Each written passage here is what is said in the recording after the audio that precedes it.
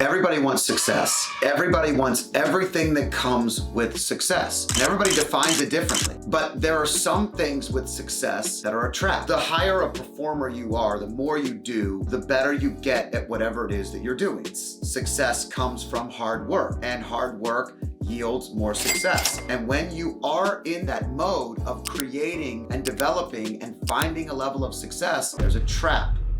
And we want to talk a little bit about the trap today. The success trap is something that you don't think about when you're working towards it. You're just like, hey, I can afford more things. I can do the things I've always wanted to do in my life. We can travel. We can help our families. We can do all these things, but they don't tell you about the other things that happen. The first one is you now see how much you can do and you want to do more. So the more you can accomplish, the easier that you see the puzzle in front of you, and you want to help so many other people. This is the positive trap, right? You want to help so many people that you have to get really good at saying no.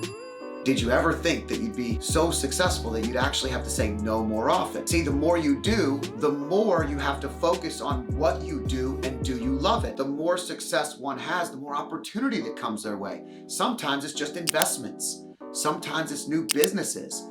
It's like, hey, Scott, do you want to get into this business? I'm doing this. And you're like, oh my gosh. And you start brainstorming with them and you're like, we could build this. This would be so awesome.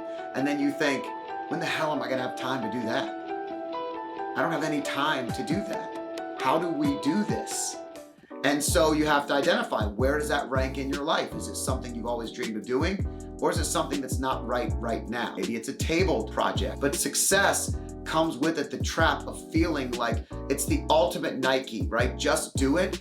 You feel because you have just done it that you want to keep doing it over and over and over again. You will completely get exhausted. You'll run out of gas. So being self-aware of what you can and can't do more of is really, really valuable. Now, we always talk about self-awareness, but the self-awareness that you have to have is really your own mind, body, and spirit.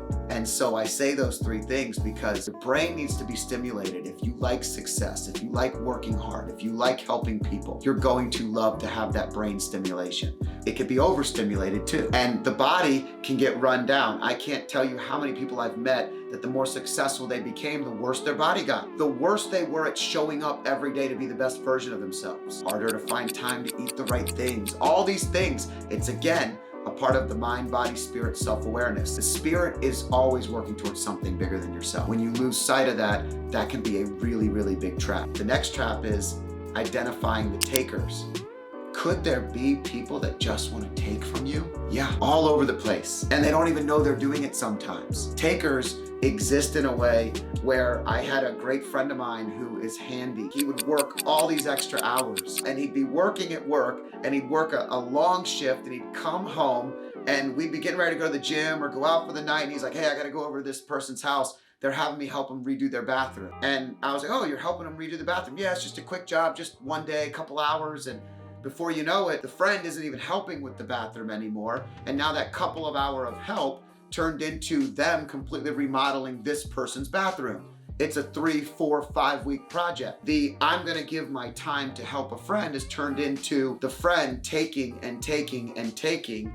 And maybe it didn't start in that mode, but it ends there. And the real truth is the trap of identifying takers is mandatory, or you will be trapped in a world where you hate what you do, even if it's your unique ability. You wanna love what you do, and you love what you do when you're surrounded by givers. People that give to the world will give to you. They'll give back to you. They will continue. You will get it tenfold. You go help them with their bathroom and they're helping you with 3 more projects. That's what the world should look like, not the one where the takers exist. But sometimes the takers are pulling so much of your energy, you don't have the good energy to give to the giving stuff anymore. The trap of success, it's so funny because it's actually the more opportunities are coming your way, the less self-aware you tend to become, and then the more it becomes easier for these takers to take advantage of you. So how do you avoid it? If you are truly paying attention to what you love and who you love doing it with, you will prioritize the people and the things that you want to do the most of. You'll be self-aware. Look in the mirror.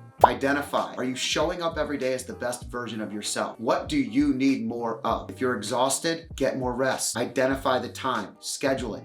create a discipline in and around that self-awareness. How often are you checking in on yourself? Do you ever check in on yourself? Find the givers in your life. Find the people that give you energy, that give you back more than you can ever provide them. And give all of yourself to them, because that very rarely turns into the taking relationship. Cut out all the takers, because they will consume you. It's like a cancer that grows and grows and grows. Identify who you want to give to. It's okay if there's some takers in there, as long as you've identified them as somebody that you feel good about giving to, and you monitor the amount of time you're donating to it. Just be careful, because that can ultimately trap you forever. So that true self-awareness of mind, body, and spirit could change everything, but you have to create the discipline, the time, the check-in, and the consistency of repeating this over and over and over again. And it never goes away. You will never stop running from this trap, but it's okay. You just get better at navigating the obstacle courses. That's the key. The key is just to get better at the navigation of the course in front of you. So you'll be a better identifier of the takers. You'll be a better giver. You'll know more givers because you're giving more to the world. All these things will start to get easier, but all these things will still need to be done. You'll still need to be self-aware enough to check in and to do all the things we referenced.